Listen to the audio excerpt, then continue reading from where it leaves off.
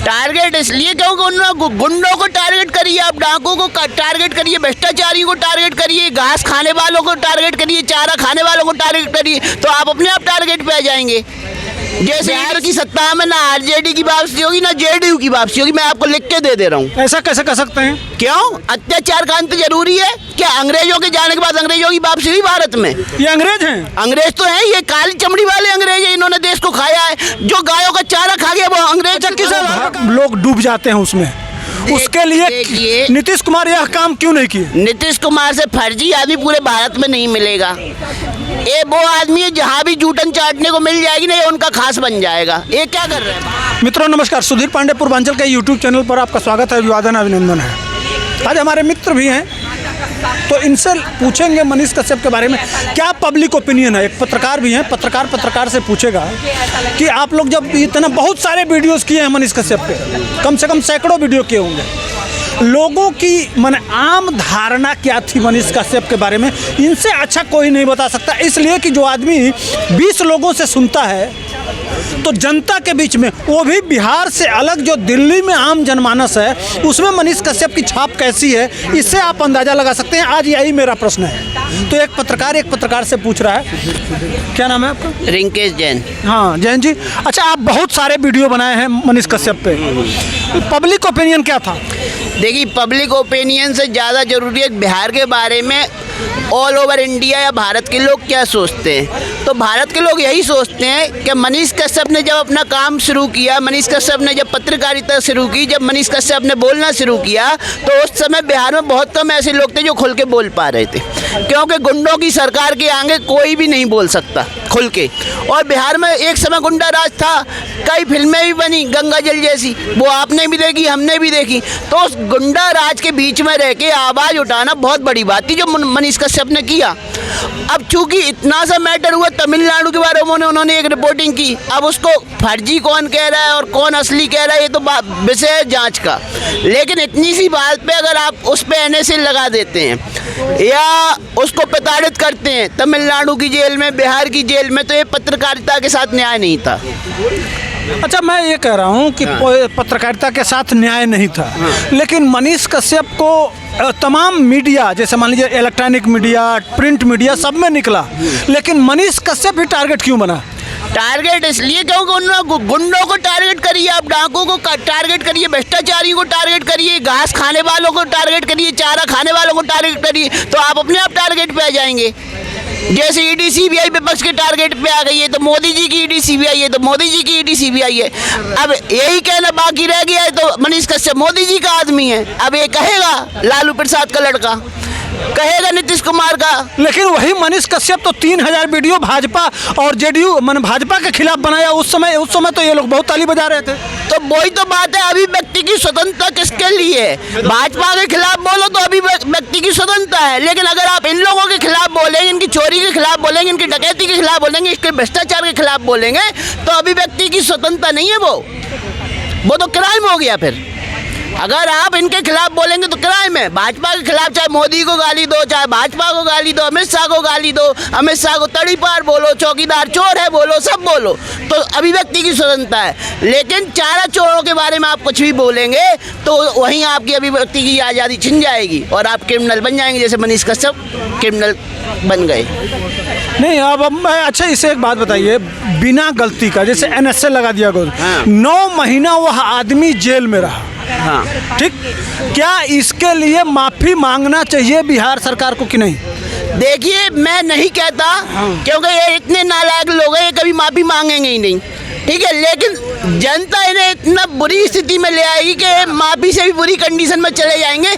आने वाले 90 सालों तक ये जो 9 महीने हैं, इन्हें 90 सालों तक याद रहेंगे। बिहार की सत्ता में ना आरजेडी की वापसी होगी ना जेडीयू की वापसी होगी, मैं आपको लिख के दे रहा हूँ। ऐसा कैसे कर सकते हैं? क्यों? अत्याचार का अंत जरूरी है क्या? अंग्रेजों के जाने के बाद अंग्रेजों की वापसी हुई भारत में? ये अंग्रेज हैं? अंग्रेज तो हैं, ये काली चमड़ी वाले अंग्रेज हैं, इन्होंने देश को खाया है। जो गायों का चारा खा गया वो अंग्रेज। अच्छा, किस आधार पर कह रहे हैं? जिस तरह से अंग्रेजों ने जाति जनगणना किया था, यह भी कर रहे हैं, उस आधार पर कर रहे हैं क्या? आइए तो बांटने का काम कर ही रहे ना, जातिगत जनगणना हो चाहे भ्रष्टाचार हो, क्या क्राइम है जो इन्होंने नहीं किया, जो अंग्रेजों ने यहाँ रह के किया, वो ये कर रहे हैं। अंग्रेजों से तुलना इसलिए तो कर रहा हूँ, उन्हें भी हमें जाति आधार पर बांटा, ये भी हमें जाति आधार पर बांटना चाह रहे हैं। जाति जनगणना की बात कर रहे हैं, राहुल गांधी हर रैली में बोलते हैं, नीतीश कुमार बोलते हैं, लालू यादव बोलते हैं। क्यों कि नेता ही जाति के आधार पर बने हैं। अगर यादव वोट बैंक खत्म हो जाए तो लालू यादव काहे के नेता, मुस्लिम वोट बैंक खत्म हो जाए तो राहुल गांधी काहे के नेता, और नीतीश कुमार काहे के नेता, अगर जाति जनगणना की बात। यह कहा जाता है कि लालू यादव ने दलित और पिछड़ों को आवाज़ दिया। दलित और पिछड़ों को इन्होंने आवाज़ नहीं दी है, आवाज़ दिया एक 365 दिन में एक दिन, और 364 दिन उनका शोषण किया है। बताओ ना, इनके राज में कितने दलित और शोषित वर्ग को इन्होंने नौकरी में लगा दिया। आप लालू यादव जब रेल मंत्री थे तो इनका रिकॉर्ड उठा के देखना, 80 से 90% यादवों को नौकरी में लगाया होगा इन्होंने, क्योंकि इनने जाति आधार पर चुनाव लड़े। कभी जनता की भलाई और विकास के लिए चुनाव नहीं लड़े, इन्होंने जाति के विकास और उन्हीं की भलाई के लिए चुनाव लड़े हैं। तो आप कैसे कह सकते हैं? नहीं, मैं पूछ रहा हूँ, मनीष कश्यप ने आज एक बहुत अच्छा मुद्दा उठाया, कहा कि अटल बिहारी वाजपेयी के बहुत खास रहे हैं। नीतीश कुमार कहते हैं कि मैंने अटल बिहारी वाजपेयी हमारे आदर्श हैं। अटल बिहारी वाजपेयी की एक योजना थी नदी जोड़ो। आज बिहार में सबसे बड़ी समस्या यही है कि जब बाढ़ आता है तो करोड़ों लोग डूब जाते हैं उसमें। उसके लिए नीतीश कुमार यह काम क्यों नहीं किए? नीतीश कुमार से फर्जी आदमी पूरे भारत में नहीं मिलेगा।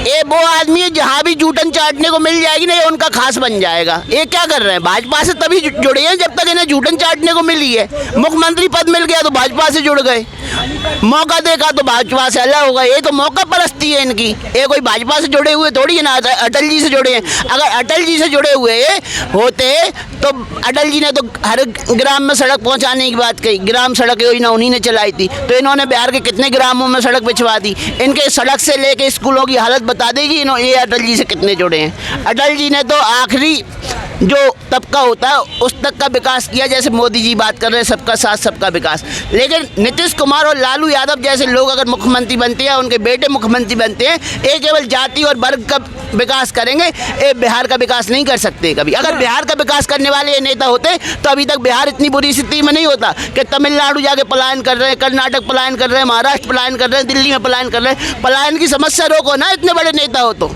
काहे के नेता हो तुम? गुजरात का कोई आदमी दिल्ली में आ रहा है जॉब मांगने, तमिलनाडु जा रहा है, कर्नाटक जा रहा है, एमपी का कोई आदमी आ रहा है। भाई बिहार के लोग ही क्यों पलायन कर रहे हैं? इस समस्या पे कौन काम करेगा? अगर काम करेगा तो बीजेपी, आने वाली सरकार जो बीजेपी की बनेगी वो ही काम करेगी।